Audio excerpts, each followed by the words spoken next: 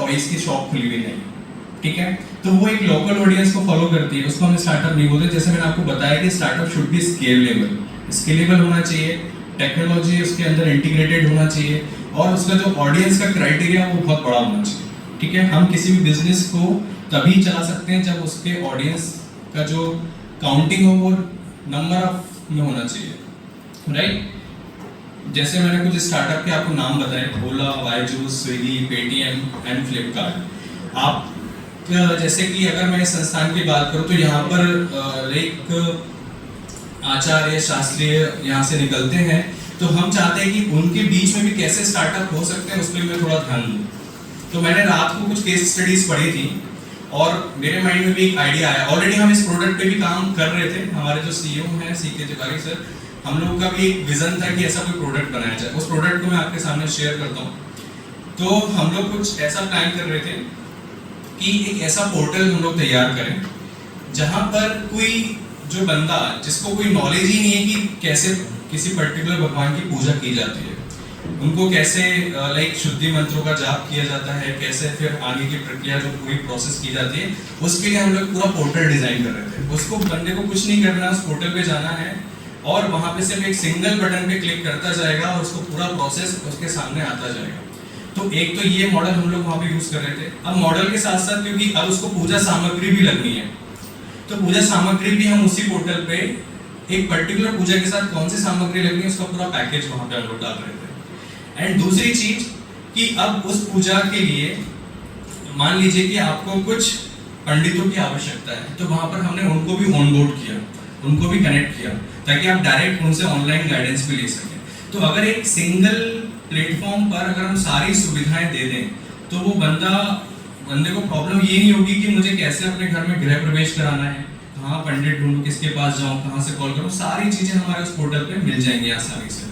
तो वो हम लोग का एक विजन था, वो भी हमारा प्रोडक्ट चल रहा है, उसकी ऐप भी बन रही है और उसका वेबसाइट और पोर्टल भी बन रहा है। तो इस तरीके का भी हम लोग काम कर सकते हैं।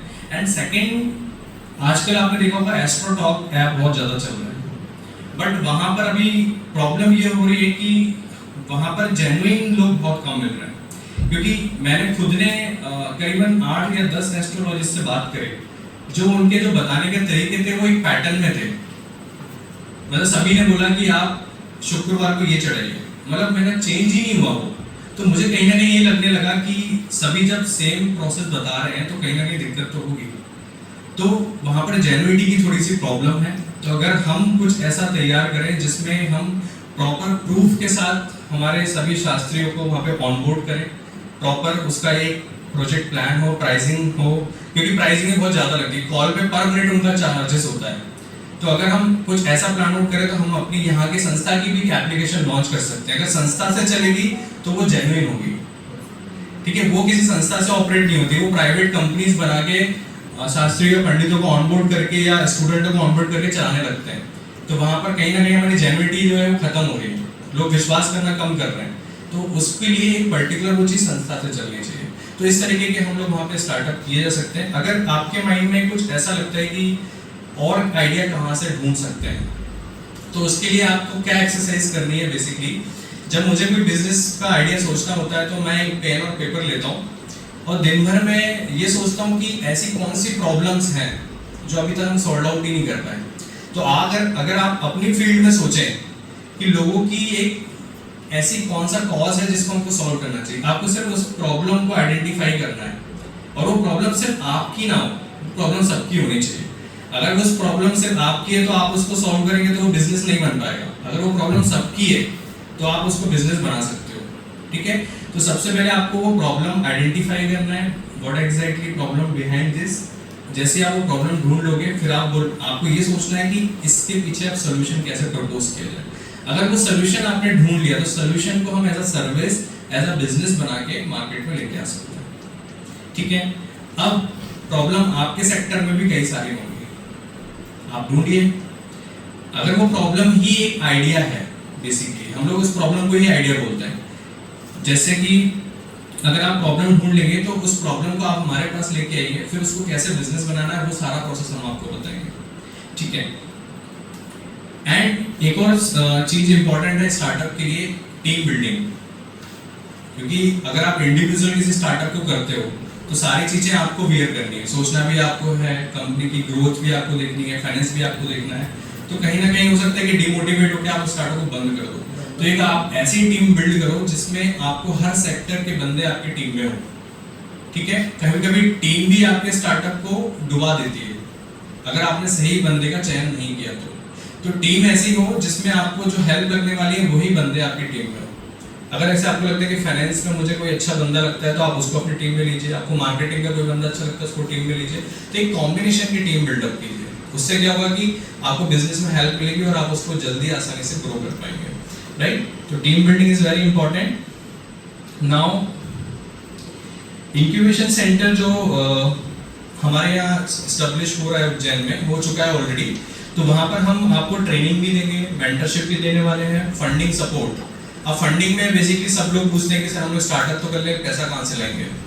देखिए पहले क्या होता है कि जो मेरा पॉइंट ऑफ व्यू है कि आपको एक बूटस्ट्रैपिंग करना चाहिए। बूटस्ट्रैपिंग इन द सेंस कि आपको पहले खुद से थोड़ा सा अमाउंट लगा के एक प्रैक्टिकल अप्रोच से उसको स्टार्ट करो। अगर आपको लग रहा है कि ये चलेगा देन आप धीरे धीरे उसको बढ़ाओ, क्योंकि क्या होता है स्टार्टिंग में अगर हम इन्वेस्टर से मिलने लगे तो वो बोलेगा कि आप प्रॉफिटेबल तो हो ही नहीं, हम आपको पैसा कैसे दें, राइट। तो वो भी अपना पैसा नहीं लगाने के लिए तैयार होगा। तो जैसे हम अपने बिजनेस का कुछ उसको स्टेटमेंट दिखाएंगे 1 साल या 2 साल का, देन वो हमको फंडिंग करने के लिए रेडी होगा। हमारे पास एक नेटवर्क है पूरे इन्वेस्टर्स का, उनके साथ हम मीटअप तभी कराते हैं जब स्टार्टअप में कोई पोटेंशियल दिखाई देता है, ठीक है। तो वो सब भी हम आपको देंगे, वर्क स्पेस प्रोवाइड कराएंगे, आपकी प्रॉपर सिटिंग डेस्क हम आपको देंगे। इंक्यूबेशन सेंटर के अंदर एक क्यूबिकल्स बने हुए हैं, आपकी टीम वाइज आपके बैठने की वहाँ पे व्यवस्था है, आपकी प्रॉपर अटेंडेंस होगी, अपनी टीम के साथ आइए, अपना ऑफिस वर्क कीजिए, चेकआउट कीजिए, सब कुछ प्रॉपर आपको मिलेगा जैसा एक ऑफिस में होता है, राइट। ओके, अब एक क्वेश्चन आता है कि सर 90% स्टार्टअप फेल हो जाता है, ये बात सही है। फेल होने का रीजन क्या होता है? अच्छी टीम बिल्ड ना होना, पहला रीजन। क्योंकि टीम मेंबर्स ही उस बिजनेस को कंप्लीट नहीं करते और उसको डुबा देते हैं, बार बार डिमोटिवेट करके कि भाई नहीं चलेगा, मैं तुम्हारा साथ नहीं दे पाऊंगा, तो इस तरह की कंट्रोवर्सी आ जाती है टीम के बीच में।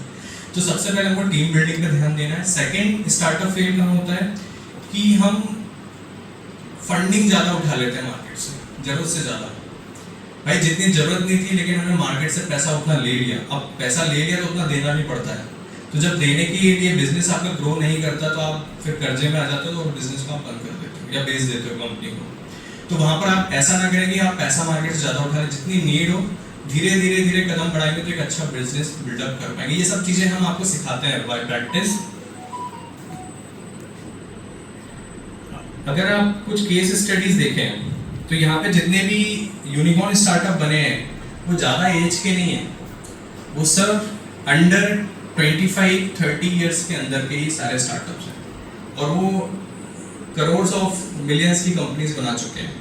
सबसे पहले हम ओयो का नाम ले तो ओयो ने ऐसा क्या प्रॉब्लम फाइंड आउट किया, क्योंकि स्टार्टअप के पीछे एक प्रॉब्लम तो होती है। तो ओयो ने देखा कि होटल्स जो थे वहाँ पर क्वालिटी, जो बड़े होटल है वो तो एक स्टैंडर्ड मेंटेन कर रहे थे बट छोटे होटल का स्टैंडर्ड नहीं था। तो इन्होंने क्या किया, अपना एक ब्रांड का स्टैंप लगाया और सभी होटल्स में particular rules and regulation setup किए कि ये चीज़ें होना चाहिए। एक मिडिल क्लास के लिए एक होटल की जो सारी सर्विसेज होती है वो कैसे प्रोवाइड की जाए।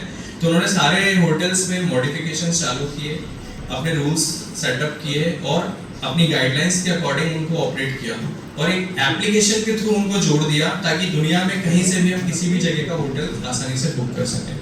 तो ये भी एक अच्छा स्टार्टअप था। नाउ सेकंड, डेल कंपनी की बात करें। डेल का लैपटॉप आप सभी चलाते होंगे। तो डेल, जो माइकल डेल जिनका नाम था, वो भी 19 साल के स्टूडेंट थे। उन्होंने भी स्टार्टिंग में $1000 लेके ही अपना स्टार्टअप किया था।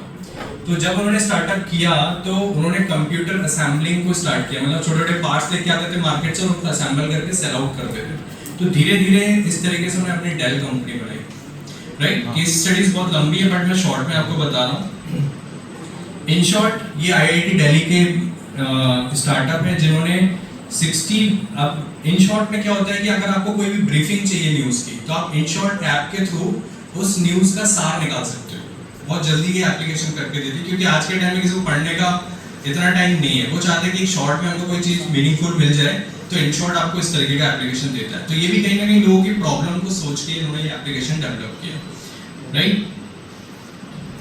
एक स्टार्टअप है जोस्टर, ठीक है, ये भी आईआईटी वाराणसी के स्टूडेंट्स थे, इन्होंने स्टार्ट किया।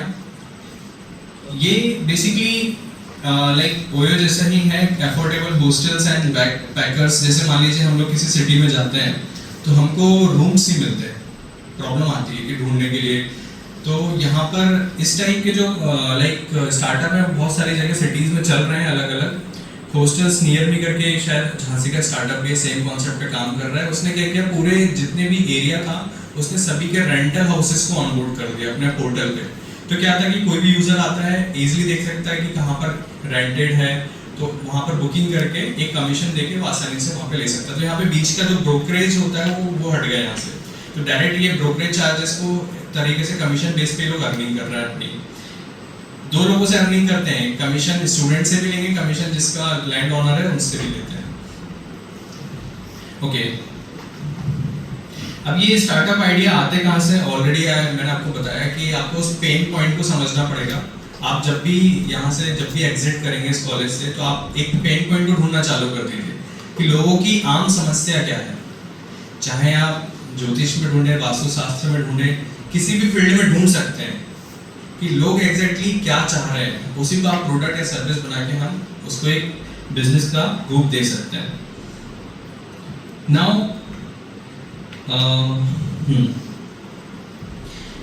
अब यहाँ पे क्या होता है कि सबसे पहले अगर कोई स्टार्टअप आता है तो उसकी जो अप्रोच होती है वो कैसे होना चाहिए। सबसे पहले वो अपने आइडिया को वैलिडेट करे। वैलिडेट मतलब कि प्रूफ करे ये आइडिया चलेगा कि नहीं चलेगा, तो ये आपको ही करना पड़ेगा।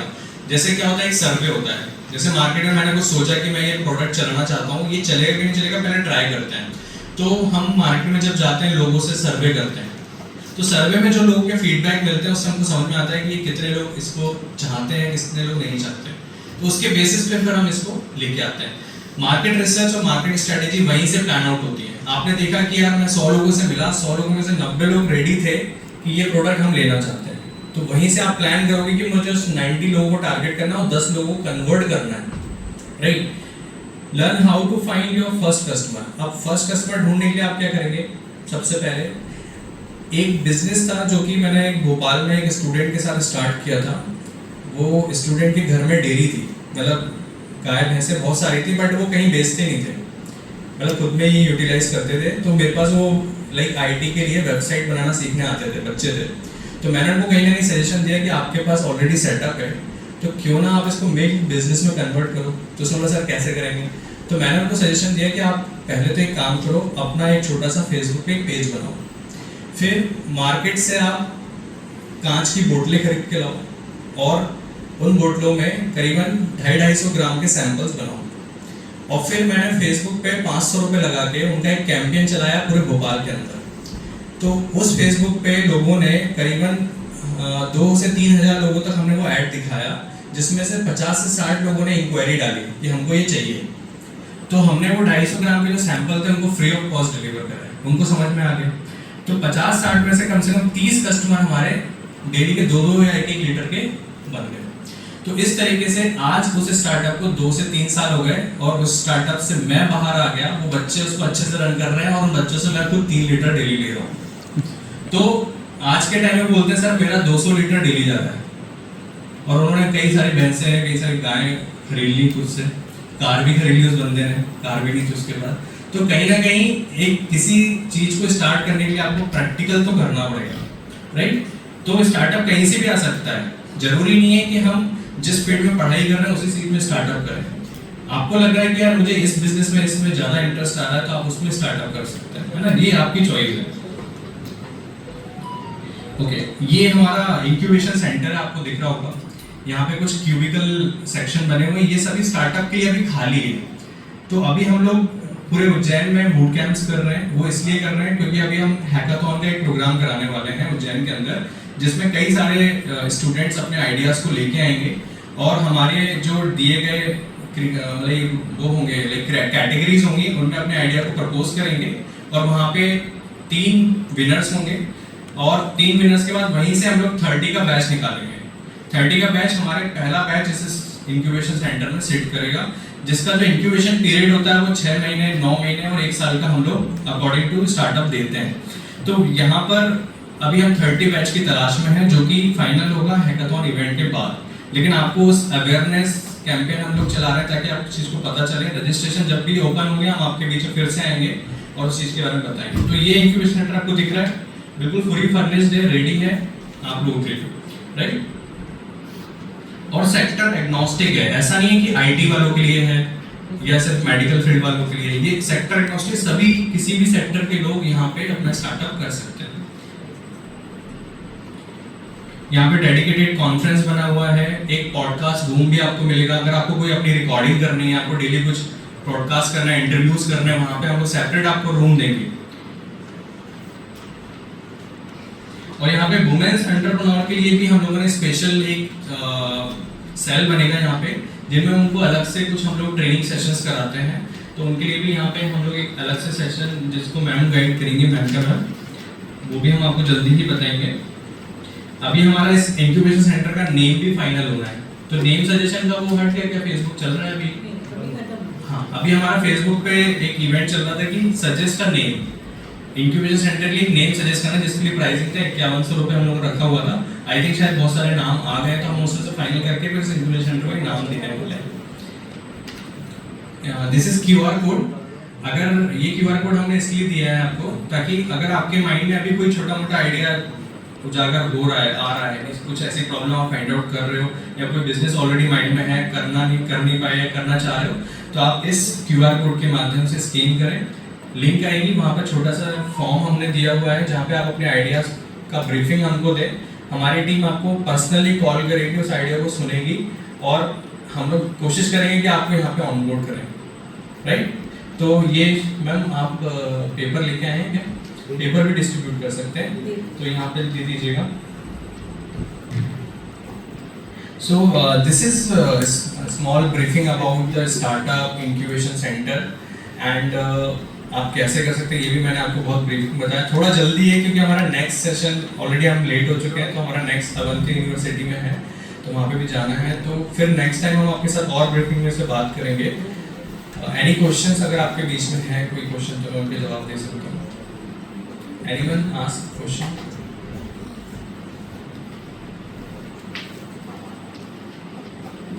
जैसे मान लीजिए कि हमारे यहाँ आपने एक सजेशन भी दिया, बहुत अच्छा था वो, कि यूनिवर्सिटी का अपना भी हम जो है एस्ट्रोटॉक टाइप का ऐप बना सकते हैं। बहुत अच्छा सजेशन था वो, हमारे यहाँ डिपार्टमेंट है ही।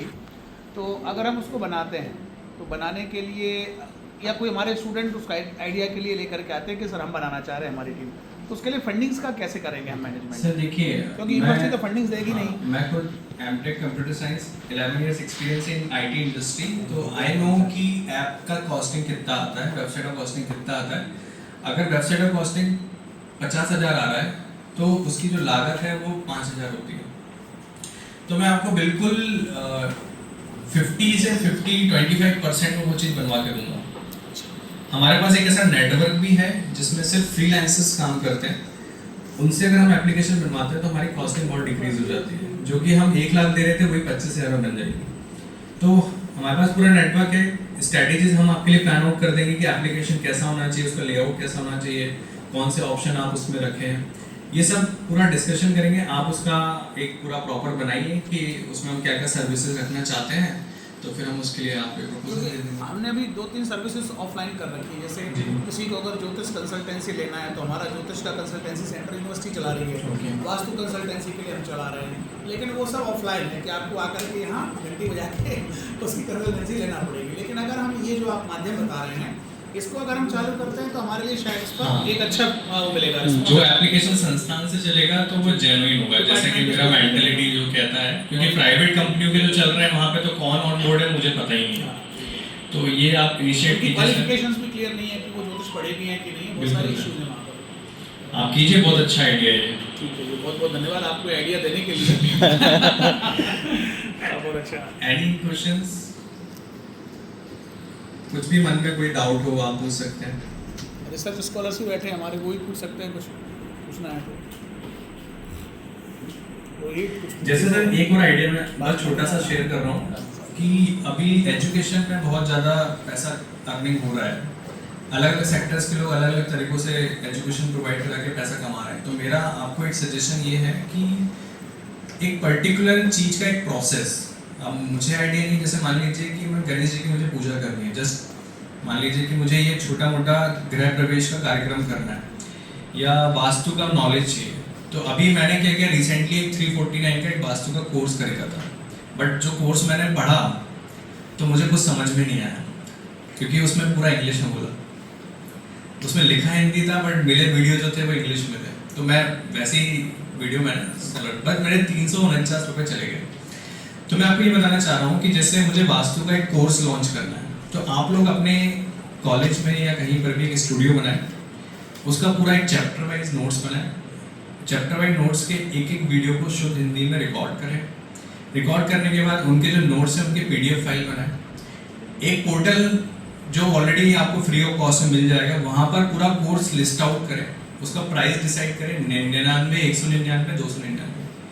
फिर इसका पूरा ऑल इंडिया में आप डिजिटल माध्यम से ऐड चलाएं। ऐड चलाने में ज़्यादा पैसा नहीं लगता, 500 से 1000 रुपये में आप लाखों लोगों तक पहुँच सकते हो। तो मान लीजिए कि आपने 1 लाख लोगों को ऐड दिखाया, अब 1 लाख लोगों में से 20,000 ही लोग इंटरेस्टेड होंगे आपके वास्तु कोर्स को लेने के लिए। मान लीजिए हमने तुरंत 99 रुपये पेटीएम से करने में किसी को ज़्यादा समय नहीं लगता, बट वो 99 रुपये 20,000 लोगों ने जब खरीदा तो वो हमारे लिए बहुत अच्छा रेवेन्यू बन जाता है। और वो वन टाइम नहीं होगा, जितनी बार वो सेल होगा उतना पैसा आपको करेगा। मेहनत आपकी एक बार है, पैसा 1000 बार है। तो ऐसा आप कुछ लॉन्च कीजिए। एजुकेशन पोर्टल आप कोर्स बनाइए, कोर्स कहाँ सेल करना है वो मैं आपको गाइड करूँगा। सर जैसे ये जो 99 पे जैसे हमसे पेज अगर लेना है तो उसमें जैसे सोशल मीडिया से भी चार्जेस ले लेते हैं ना, फेसबुक और ये जो डॉलर्स पे चलता है पर डॉलर रेट पे जो चार्जेस कमीशन, फेसबुक भी कई बार नहीं, इसमें क्या पेमेंट गेटवे जो होते हैं वो आपको फ्री ऑफ कॉस्ट मिल जाते हैं कई सारे, जिनमें डायरेक्ट बैंक ट्रांसफर हो जाता है आपको। ठीक है, इसमें आप वेबिनार भी चला सकते हैं, जैसे 49 रुपीज़ में वेबिनार तो आपको 1 घंटे का देना है, लेकिन वेबिनार की डेट आप 1 महीने से पहले उसका प्रमोशन करना चालू कीजिए कि वास्तु पे एक वेबिनार होने वाला है जिसकी फीस सिर्फ 49 रुपये है। जैसे आप इसको चलाएंगे 1 महीने में मान लीजिए 1000-2000 एडमिशन हो गए, आपको सिर्फ 1 घंटे का लेक्चर तो देना होता है, पैसे तो ऑलरेडी आपके पास आ गए। अब ये वेबिनार आप महीने में अगर 3-4 बार कर लें तो एक अच्छा खासा रेवेन्यू बना सकते हैं। जैसे स्मार्ट सिटी सपोर्ट कर रहा है, तो जो ओनरशिप आप किसके पास करेंगे, तो काम कर रहा है उसके साथ आपकी ओनरशिप है, आपका स्टार्टअप सारी ओनरशिप आपकी होंगी, इसमें कॉपीराइट हमारा कुछ भी नहीं है, हम तो सिर्फ एक सपोर्टिंग हैंड बन के आपके साथ है। आपको कहीं भी प्रॉब्लम आती है, सारे पेटेंट सारा कॉपीराइट आपका है।